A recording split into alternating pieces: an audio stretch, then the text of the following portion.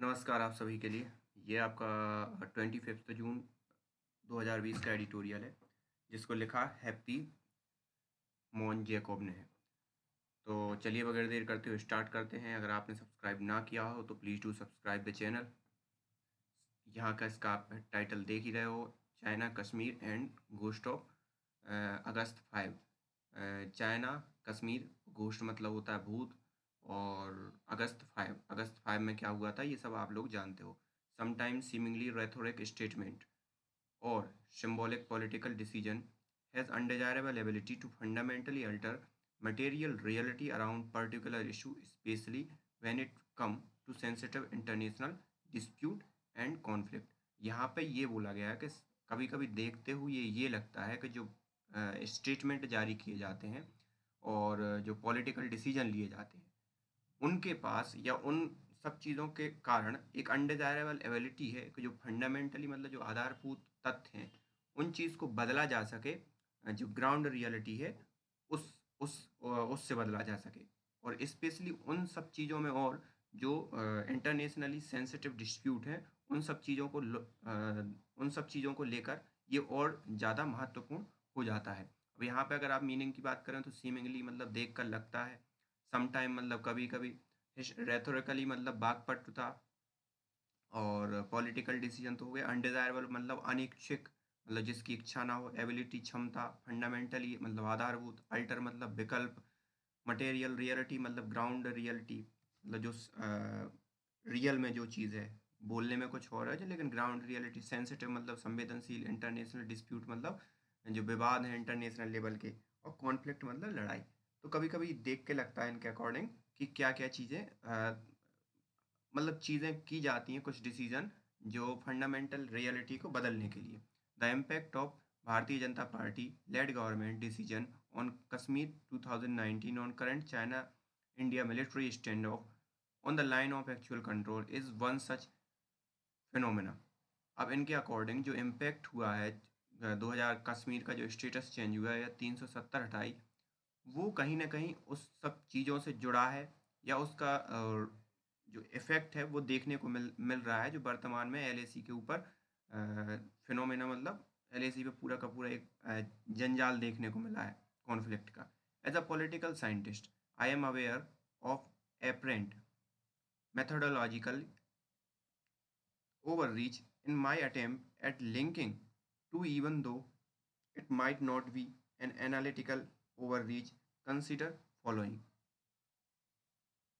अब यहाँ पे ये कहना कि जो पॉलिटिकल साइंटिस्ट एज अ, ये खुद को पॉलिटिकल साइंटिस्ट की तरह वो कर रहे हैं, तो ये एज अ पॉलिटिकल साइंटिस्ट ये अवेयर है, मतलब जागरूक हैं किस चीज़ के, स्पष्ट रूप से जागरूक हैं किस चीज़ के लिए, कि मेथडोलॉजिकल ओवररीच मतलब धोखा दिया गया है, या उस चीज़ की मिसयूज़ किया गया। इन माई अटेम्प्ट एट लिंकिंग, अब इनका प्रयास क्या है कि लिंक कर रहे हैं किस किस को, to even though it might not be analytical overreach, इन दोनों को मतलब एक दूसरे के कनेक्ट कर रहे हैं, लेकिन ये जानते हैं कि ये एनालिटिकली ये धोखा नहीं है। अब कंसीडर फॉलोइंग, अब इन्होंने कहा कि आप जो हम मैं बता रहा हूँ उसको फॉलो करो।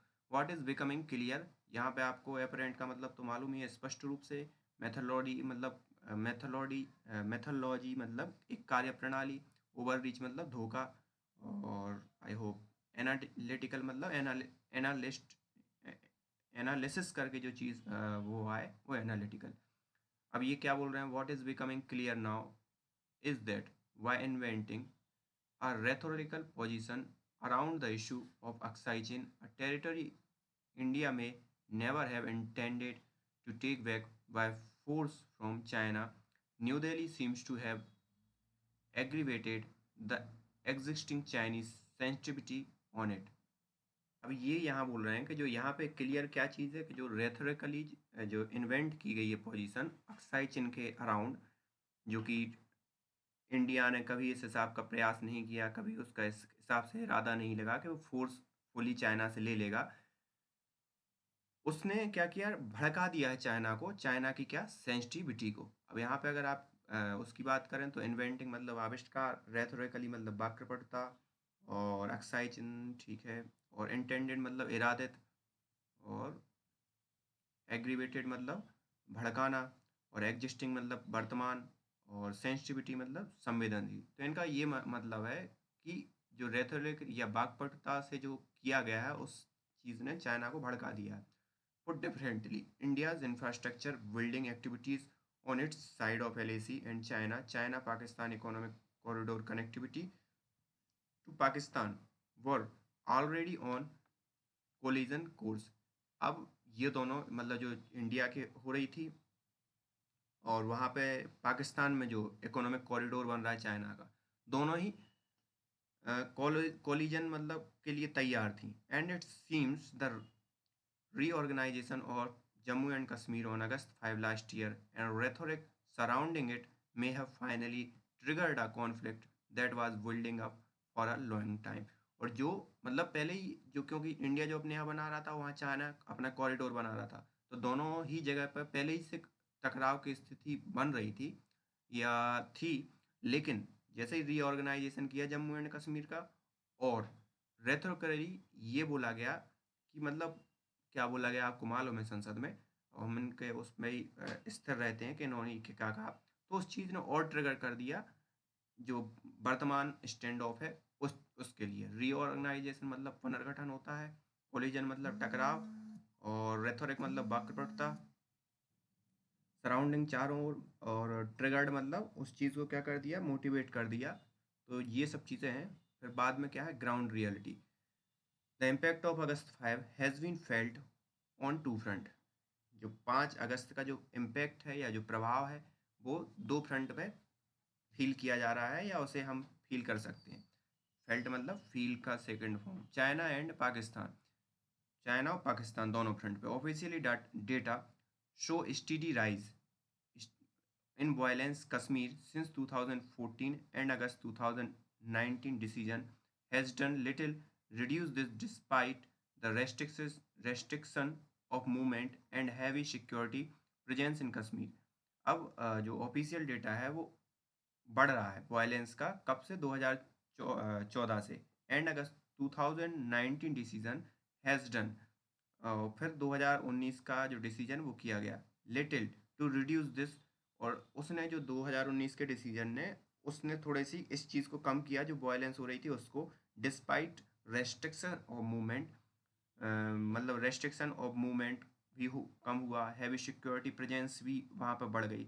Early trend of violence in 2020 show that level of violence will Indeed cross those of 2019। और जो अभी 2020 की अगर आप वायलेंस देखो कश्मीर में, तो वो 2019 की इंडीड मतलब वास्तव में इस चीज़ को क्या कर चुकी है, पार कर चुकी है। The impact of August 5 goes beyond a mayor spike in violence in Kashmir.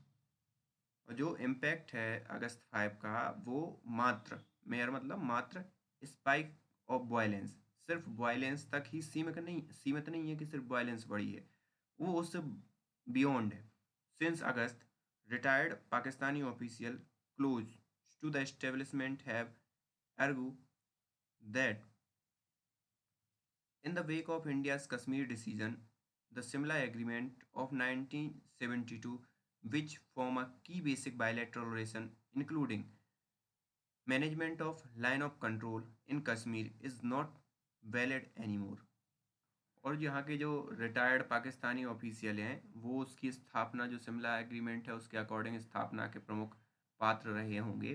उन्होंने वो कह चुके हैं, क्या कह चुके हैं, कि जो वेक ऑफ जो कश्मीर का डिसीजन जैसे ही जागृत किया गया या जो 370 हटाई गई, उसने शिमला एग्रीमेंट का क्या किया है, उल्लंघन किया है। विच फॉर्म की बेसिस बायलैटरल रिलेशन, जो मतलब बायलैटरल रिलेशन है LAC के, लाइन ऑफ कंट्रोल के, LOC के जो कश्मीर के साथ, अब वो वैलिड एनीमोर नहीं रहा। मतलब शिमला एग्रीमेंट वैलिड नहीं रहा क्योंकि यूनिलेटरली इंडिया ने क्या कर लिया, कश्मीर का वो कर लिया।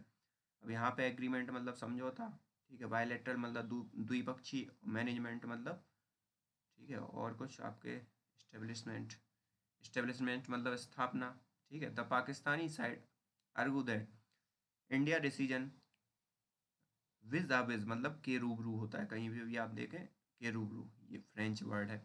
तो it is not, the Pakistani side argue that Indian decision vis a vis Kashmiri goes against spirit of सिंगला Simla agreement, since agreement state that pending the final settlement of any problem between two countries, neither side shall unilaterally alter situation.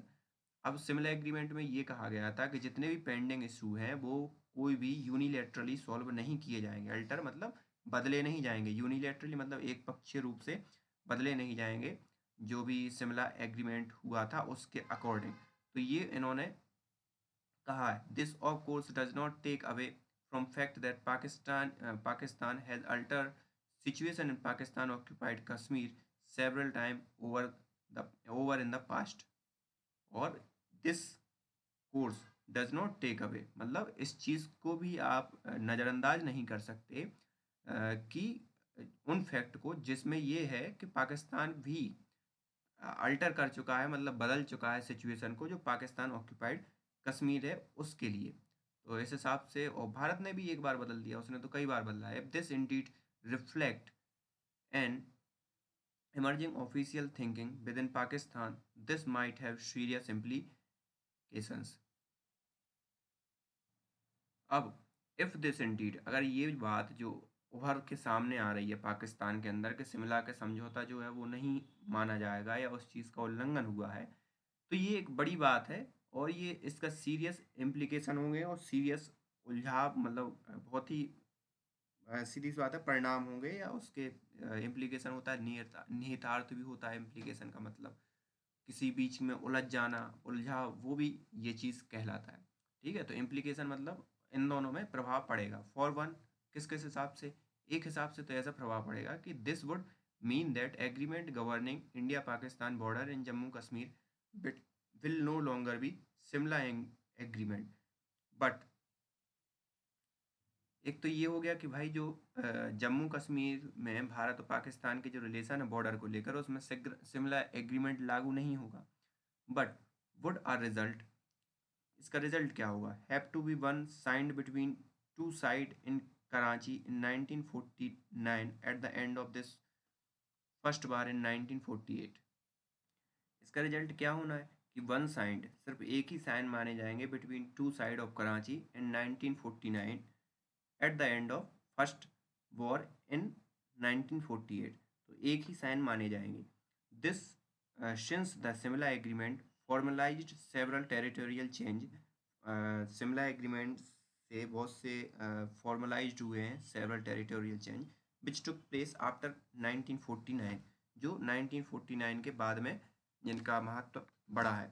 And until December 1970 such territorial adjustment could become null and void।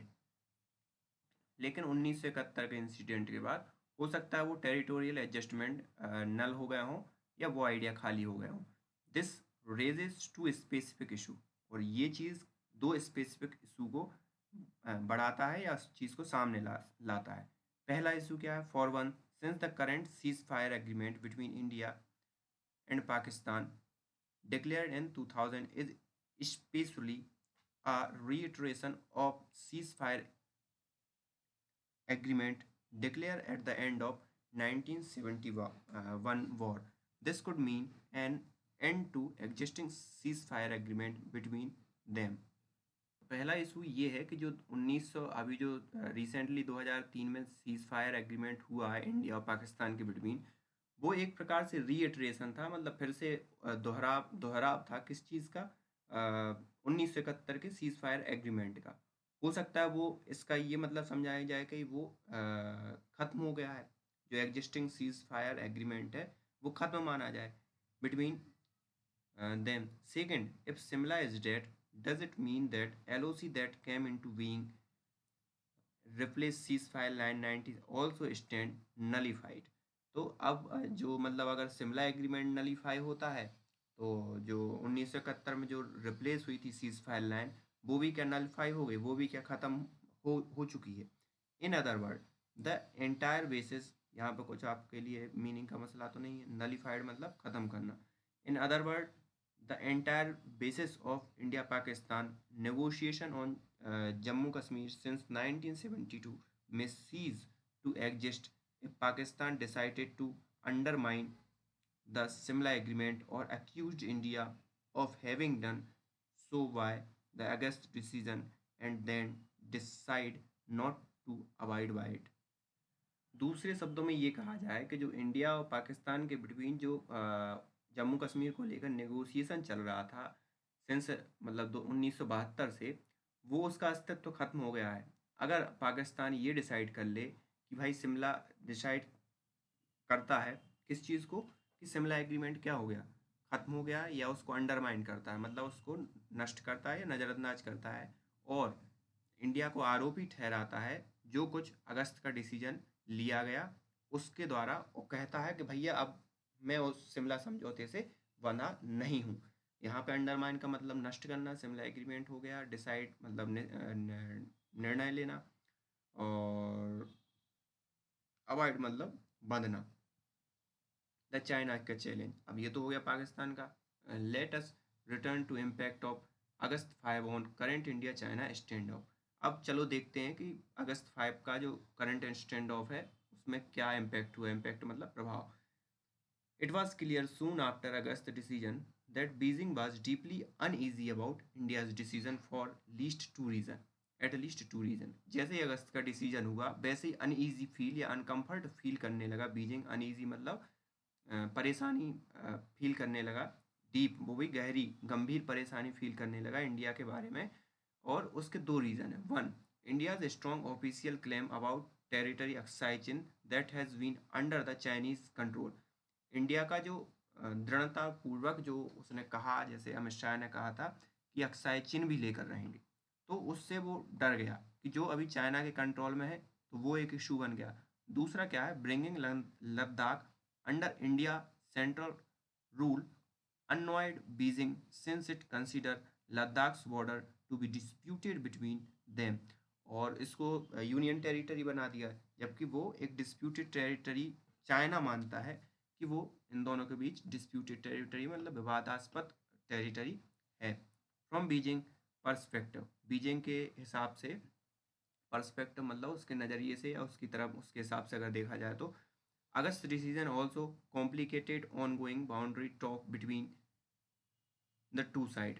तो अगस्त का जो decision है उसने complicate किया है दोनों के between sides को, या दोनों के बिटवीन जो बातचीत चल रही थी उसको। पाकिस्तानी अपील, कॉम्प्लिकेटेड मतलब और उलझा दिया उस चीज़ को।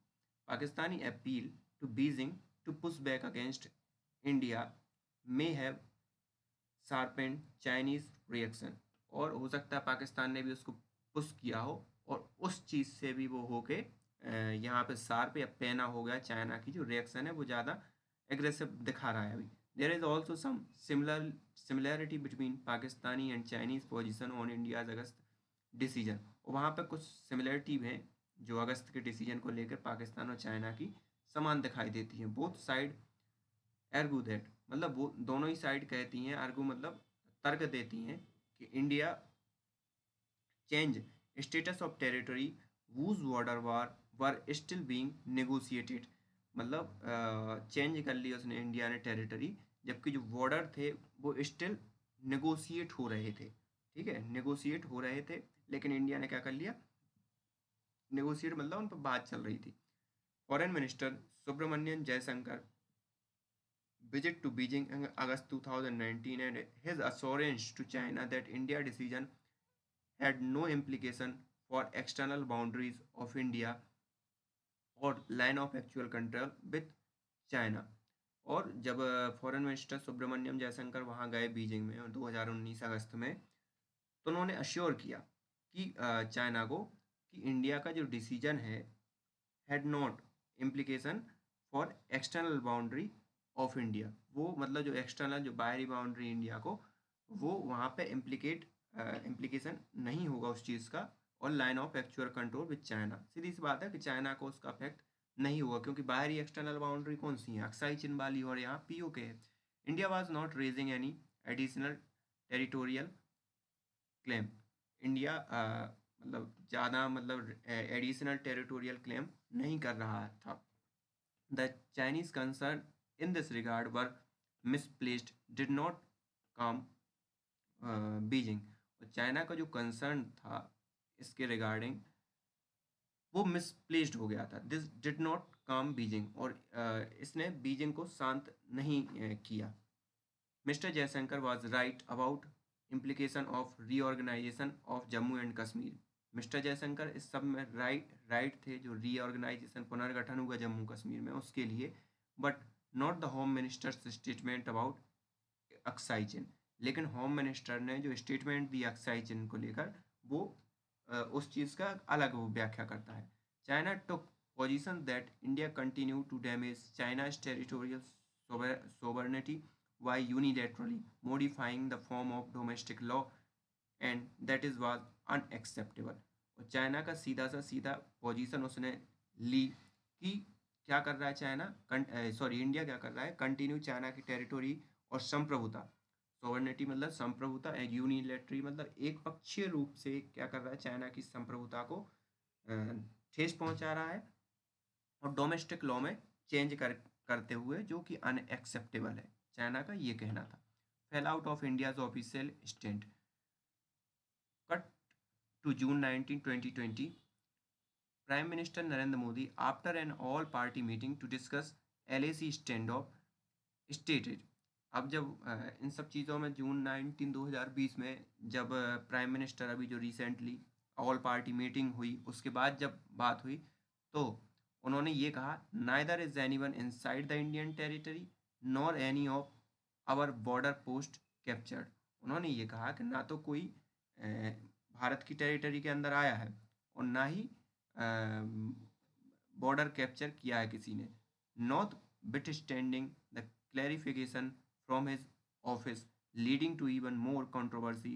The question is whether this was deliberate climb down from August rhetoric so as to calm nervous in Beijing।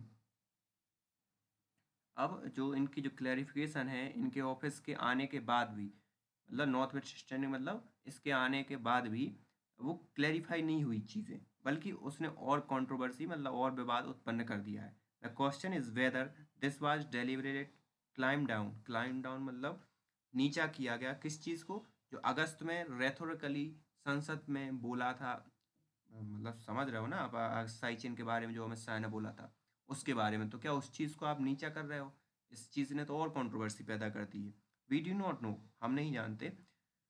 What do know however is that, मतलब बीजिंग को परेशानी उत्पन्न कर दी है। What we do know however is that the claim down, if indeed that was case, was not only ineffective but may also have had the opposite effect। तो मतलब इसने वास्तव में, जो भी हम जानते हैं, इसने वास्तव में मतलब इनफेक्ट नहीं किया, मतलब अपोजिट इफेक्ट किया है। मतलब इस सब चीज़ों ने अपोजिट उसका इफेक्ट कर दिया है।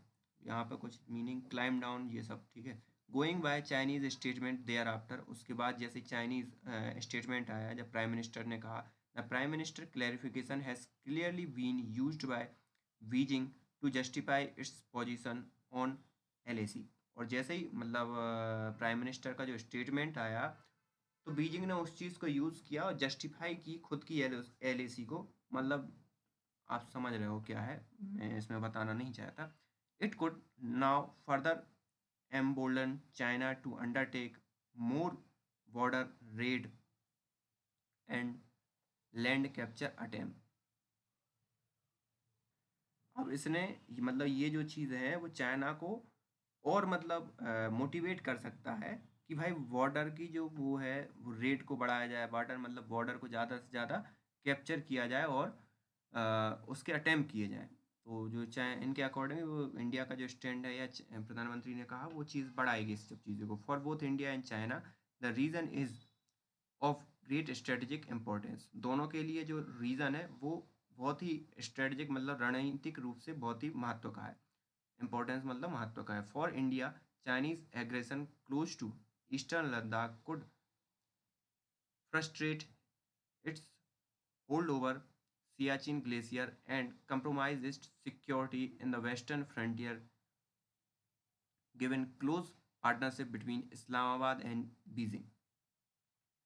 अब यहाँ पे जो मतलब चल रहा है ईस्टर्न लद्दाख में, तो इंडिया के हिसाब से अगर देखा जाए तो अगर इंडिया वो लूज़ करता है तो उसकी जो सियाचिन ग्लेशियर वाली चीज़ें हैं वो कंप्रोमाइज़ हो जाएगी, और वो कंप्रोमाइज़ मतलब साझा हो जाएंगी, और सिक्योरिटी कंसर्न के हिसाब से वो वेस्टर्न फ्रंटियर मतलब वो वेस्ट में है, तो वेस्टर्न फ्रंटियर के हिसाब से वो दिक्कत पैदा कर सकती है, जहाँ पे बीजिंग और इस्लामाबाद क्या है, क्लोज हैं।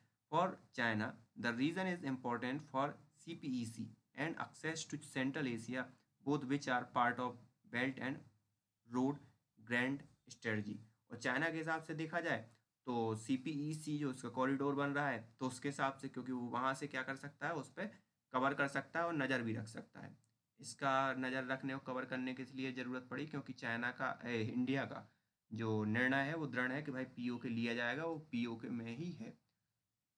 मोर worry more so as a second order consequences of August decision, दूसरे ऑर्डर का जो कॉन्सिक्वेंस है, परिणाम है, या उसके जो इफेक्ट है वो अगस्त डिसीजन का क्या है कि न्यू दिल्ली में have unwittingly what China and Pakistan closure then even on Kashmir question.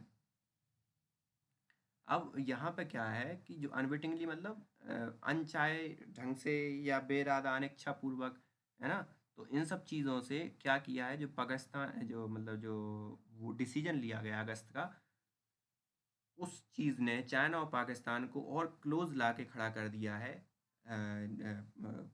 जो कश्मीर के क्वेश्चन को, मतलब कश्मीर को लेकर वो एक दूसरे के और साथ हो गए हैं। From Beijing somewhat neutral on Kashmir, Beijing मतलब न्यूट्रल रहता था क्वेश्चन इन 1990 एंड 2000, मतलब 2000 तक वो शांत रहता। China today is an aggrieved party और so it claim in Kashmir conflict. लेकिन वर्तमान में चाइना कैसा एग्रीव्ड पार्टी, मतलब जैसे उसी की दर्द हुआ हो, जैसे उसका पार्ट छीन लिया हो, इस हिसाब से बिहेव कर रहा है, और इसका क्लेम कर रहा है कश्मीर के कॉन्फ्लिक्ट को लेकर।